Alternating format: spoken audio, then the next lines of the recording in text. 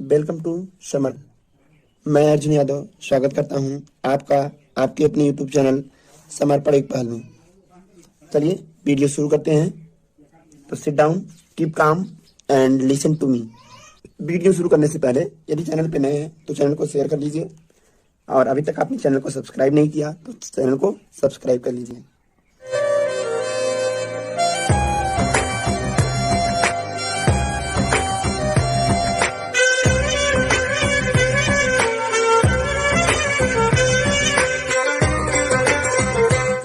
एक समान वैद्युत क्षेत्र में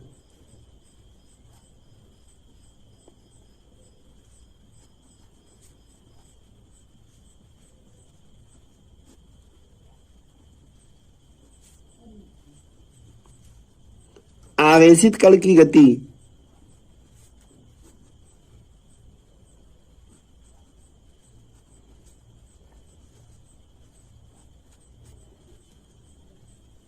अब माना m द्रव्यमान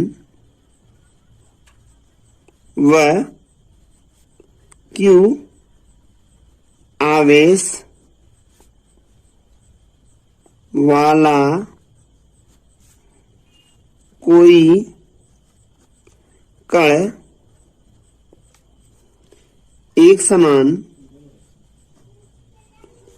वैद्युत क्षेत्र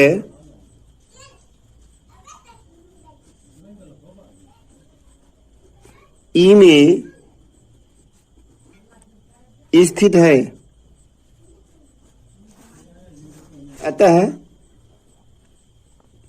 डियर स्टूडेंट, हम जानते हैं कि Q आवेश का यदि कोई कण एक समान विद्युत क्षेत्र में स्थित है तो कण पर लगने वाला वैद्युत बल F बराबर QE होगा। ठीक है।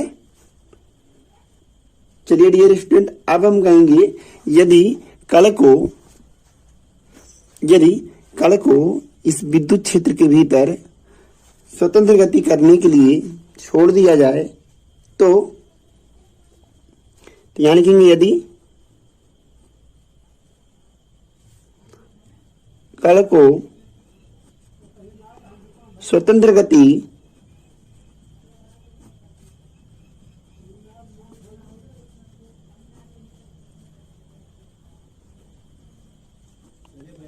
करने के लिए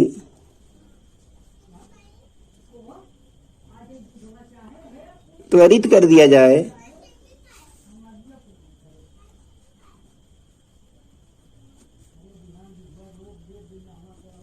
तो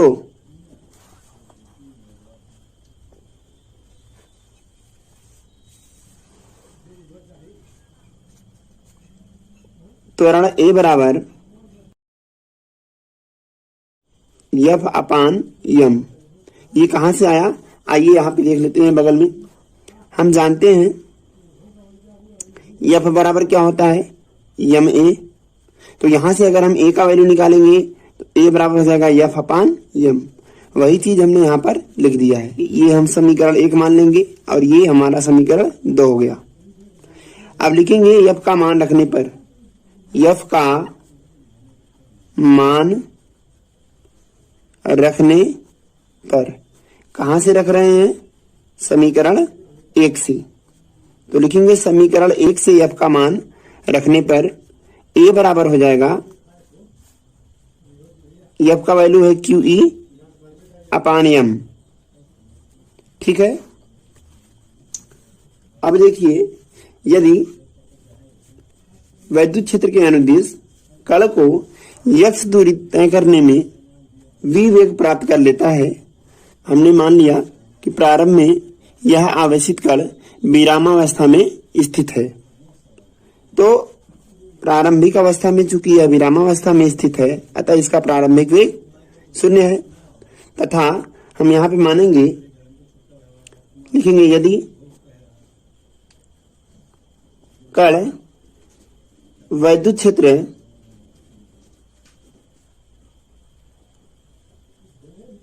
के अनुदिश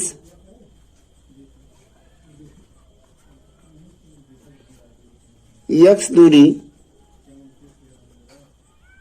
तय करने में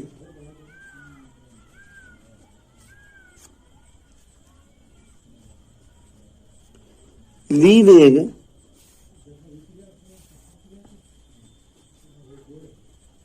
प्राप्त कर ले तो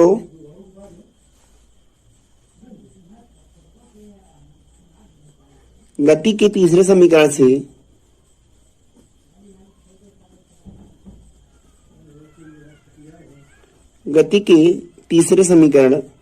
v स्क्वायर बराबर u स्क्वायर प्लस 2as से, यहां पर देखिए u बराबर 0 है क्योंकि u कण का प्रारंभिक वेग है और प्रारंभ में कण विरामावस्था में था। ठीक है, तथा a बराबर है QE अपान m। ठीक है, इसको समीकरण 3 कर देते हैं। तो यहां पे देखिए, अतः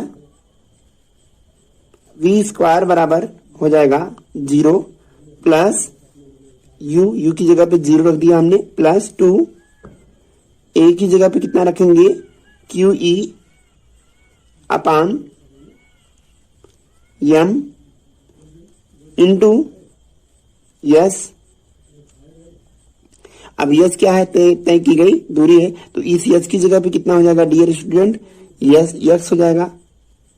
यस की जगह पर यक्स हो जाएगा। यहां पर v स्क्वायर बराबर मिल गया है 2QE x अपान m। ये स्क्वायर इधर आएगा डियर स्टूडेंट, सॉरी, तो v स्क्वायर बराबर हो गया 2QE x अपान m। यहां पर देखिए डियर स्टूडेंट, अब आगे ये स्क्वायर इधर आएगा, कौड़ी बन जाएगा, तो यहां से v बराबर मिल जाएगा कौड़ी में 2QE x अपान m। ठीक है, यहां पर हम जानते हैं परंतु E इंटू एक्स, आप लोगों को याद होगा डियर स्टूडेंट, E बराबर होता है dv अपान dx, जिसको हम पिछले लेक्चर नंबर वीडियो में बता चुके हैं। ठीक है, आप चाहें तो डिस्क्रिप्शन में दिए गए लिंक पर जाकर इस वीडियो को चेक कर सकते हैं। तो यहां से देखिए E इंटू एक्स की जगह पे v रख देंगे, तो हमें v बराबर मिल जाएगा √2QV अपान m। अब यहां पर स्मॉल v है और इस पार कैपिटल V है।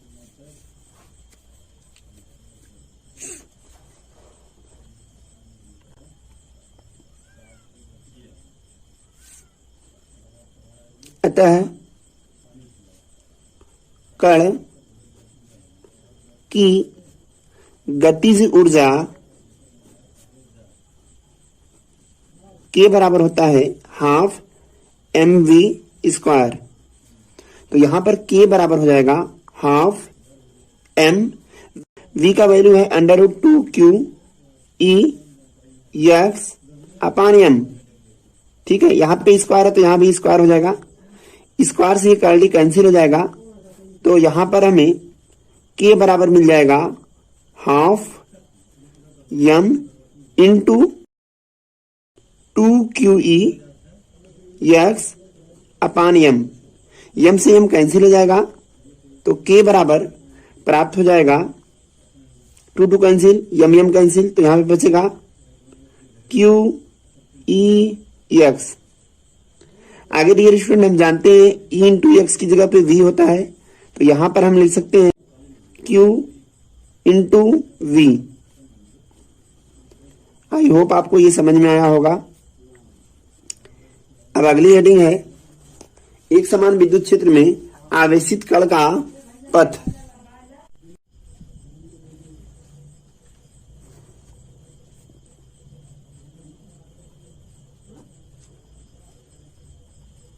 एक समान विद्युत क्षेत्र में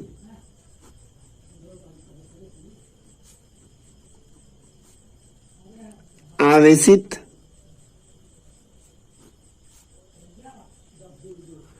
कण का गमन पथ। तो हेडिंग हो जाएगी यहां पे trajectory of an charge particle in uniform electric field. मैं लिख दे रहा हूं, मैं जानता हूं इंग्लिश आप लोगों की बहुत स्ट्रांग है। यहां लिखेंगे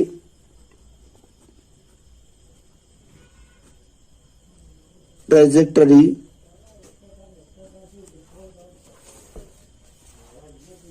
of a charged particle in a uniform electric field।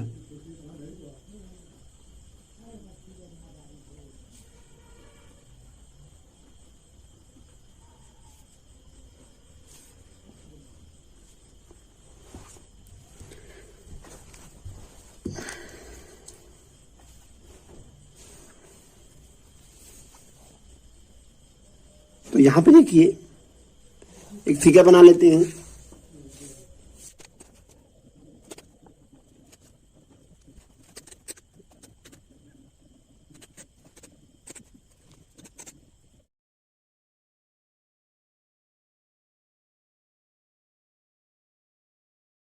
Student, दिए गए चित्र में हमने माना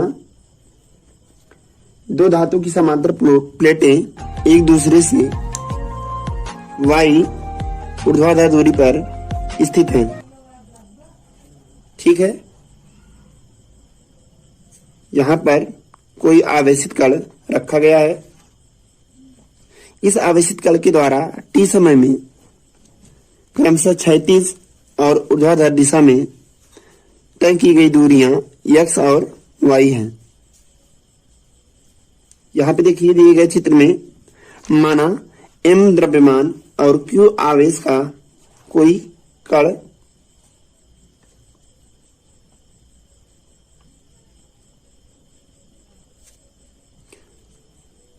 धन आवेश पर रखा गया है और यह कण क्षैतिज दिशा में v वेग से विद्युत क्षेत्र के लंबवत प्रवेश करता है, अर्थात इसकी दिशा विद्युत क्षेत्र रेखाओं के लंबवत होगी। तो चूंकि यहां पर धन आवेश है और यहां पर ऋण आवेश है, इसलिए विद्युत क्षेत्र रेखाओं की दिशा धन आवेश से ऋण आवेश के अनुदिश होगी और यह आवेशित कण इस विद्युत क्षेत्र के लंबवत दिशा में v वेग से प्रवेश करता है।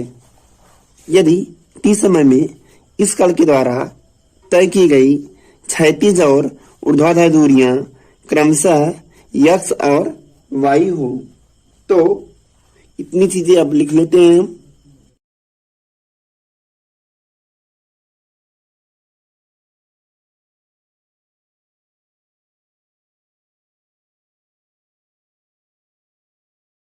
अब ध्यान दीजिए,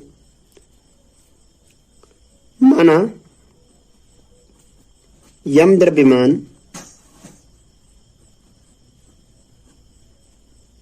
व q आवेश का कोई कण v वेग से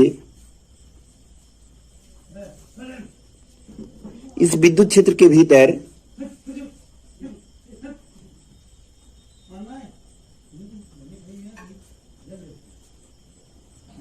के भीतर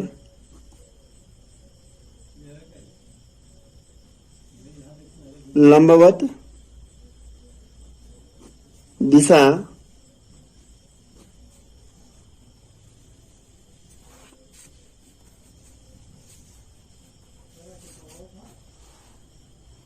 में प्रवेश करता है।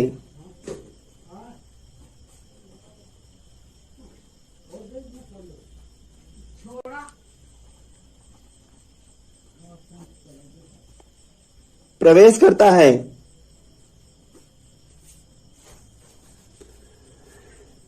अब देखिए, कण के द्वारा टी समय में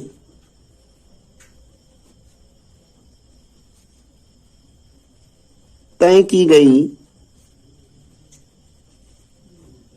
क्षैतिज व ऊर्ध्वाधर दूरियां क्रमशः x तथा y हैं। अब देखिए, चूंकि विद्युत क्षेत्र की दिशा धनावेश से ऋणावेश की ओर है, अतः x अक्ष के अनुदिश इस कण पर कोई भी विद्युत बल कार्य नहीं करेगा। कहने का मतलब, जो हमारा आवेशित कण है वह x अक्ष के अनुदिश गति करने के लिए स्वतंत्र है, जिस पर कोई बल कार्य नहीं कर रहा है। तो यहां पर हम लिखेंगे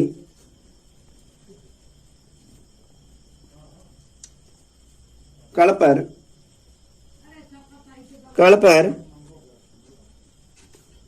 x अक्ष के अनुदिश कोई बल कार्य नहीं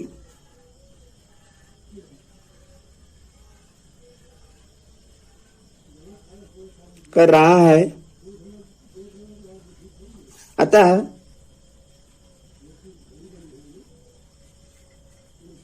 x अक्ष के अनुदिश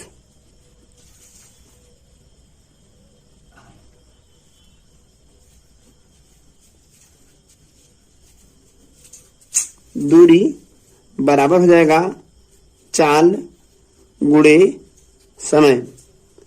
देखिए डियर स्टूडेंट, कण की चाल कितनी है v और लिया गया समय कितना है t, और x अक्ष के अनुदिश तय की गई दूरी है x। यह हमारा हो जाएगा समीकरण नंबर 1। आगे देखिए, कण पर y अक्ष के अनुदिश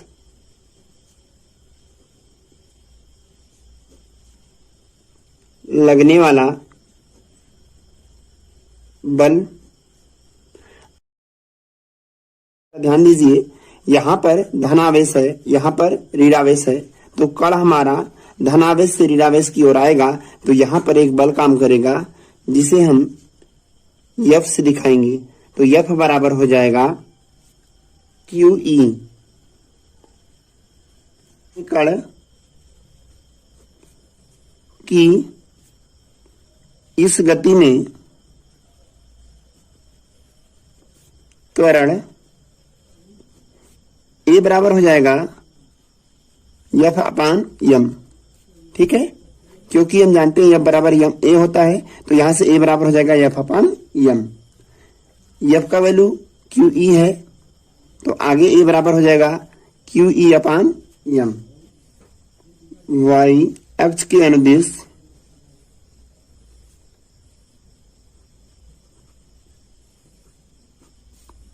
कण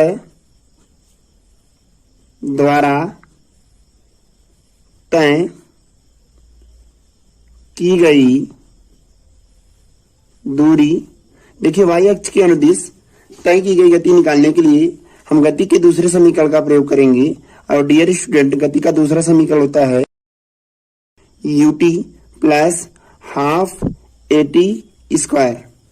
तो यहाँ पे देखिए, यस की जगह पर क्या हो जाएगा, यस की जगह पर y हो जाएगा, क्योंकि ऊर्ध्वाधर दिशा में तय की गई दूरी y है।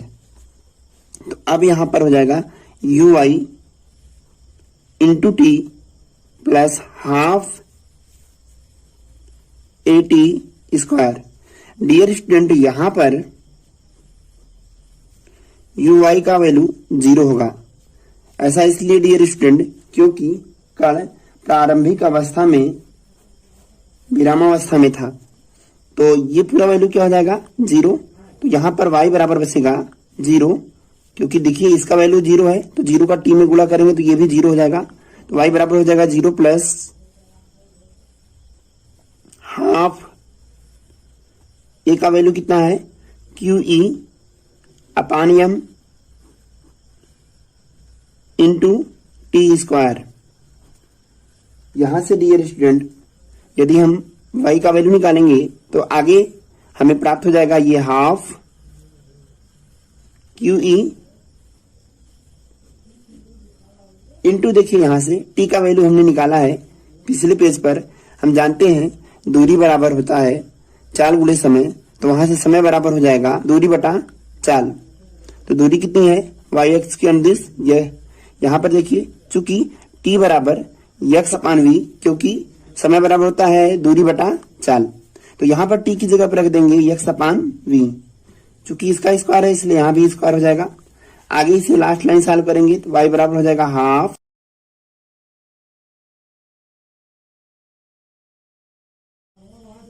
तो इस प्रकार डियर स्टूडेंट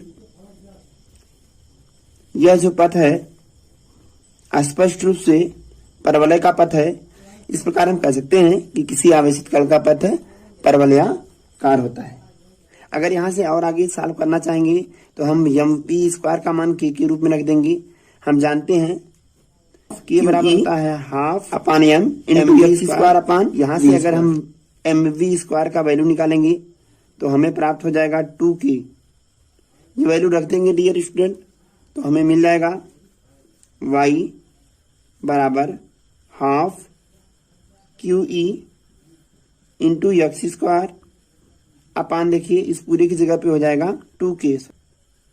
तो यहाँ पे अगर इसको सॉल्व करेंगे तो y बराबर हो जाएगा 1 अपान 2 2 जा 4 into QE x square upon k।